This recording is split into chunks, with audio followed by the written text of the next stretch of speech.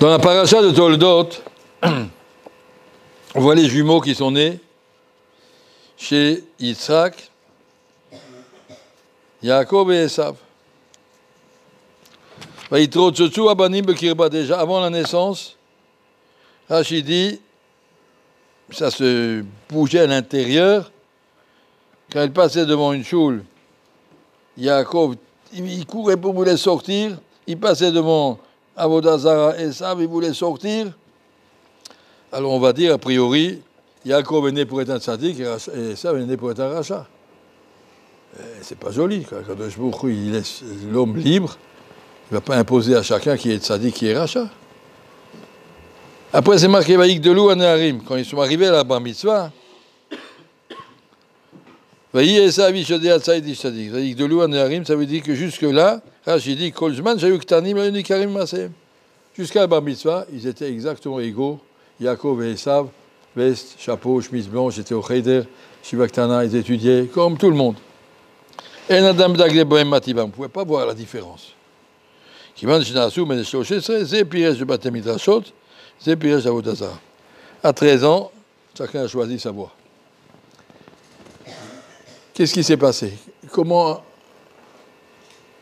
Où est la liberté de l'homme là-dedans? Une question un petit peu générale. Vadaï que vous comprenez qu'un tzaddik a une liberté aussi, un choix. Même Rav Shach, même Rav Steinman, il avait le choix de rester comme il est, ou de progresser, ou de diminuer à son niveau. Le Shach l'a créé, voilà ton niveau, et c'est à ce niveau que je te juge. Attention, est-ce que tu as progressé ou non? Est-ce que tu as diminué ou non? Et il est marqué, les plus grands Tanaïm, les plus grands Amoraïm, ils ont eu peur au moment de la mort. Je ne sais pas si Akadosh Baruch Hu sera content, il va me jeter dans le Gaïnom.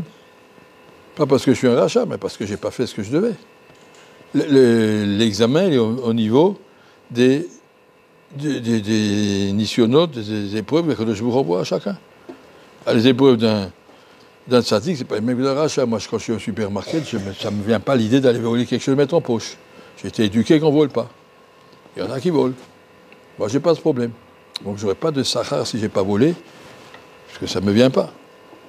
Mais ma brira se situe au niveau de ce qu'Akadosh Baruch Hu m'a mis, voilà, c'est là, monte si tu descends. Et la même chose, Esav, il n'a pas été condamné dès la naissance à être Oved Avodah Zara, il était condamné dès la naissance à commencer son Isayon plus bas. Son épreuve était à un niveau plus bas. Est-ce qu'il va tuer? Est-ce qu'il va voler? Au contraire, est-ce qu'il saura se dépasser? Est-ce qu'il saura se dépasser? Ou est-ce qu'il saura grandir? Ou rester rachat? Devenir rachat? C'est ton choix.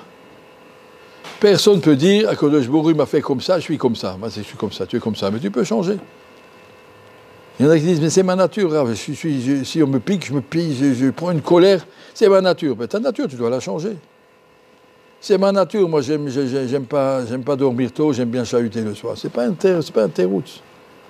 C'est faux. Tu peux dire, c'est là que situe mon problème. Alors, si tu ton problème, eh ben, tu dois grandir. Un homme est capable et doit, à tous les niveaux que il te met à l'épreuve sur chaque instant. Alors, regardez ce qui s'est passé. Finalement, Esav, il a raté. Il est tombé dans Avodah Zara, il s'occupait de bêtises, et Yitzhak Befiv.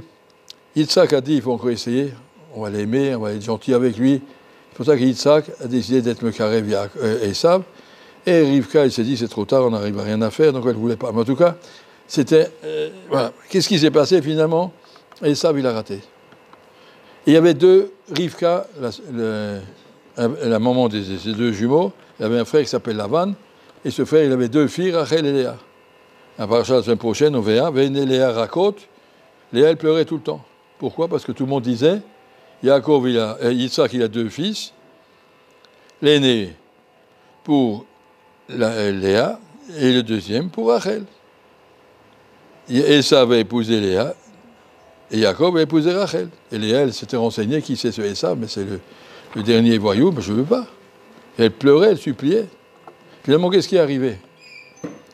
Akadosh Baruch Hu a pris les deux femmes, les deux, ils ont allé chez Jacob.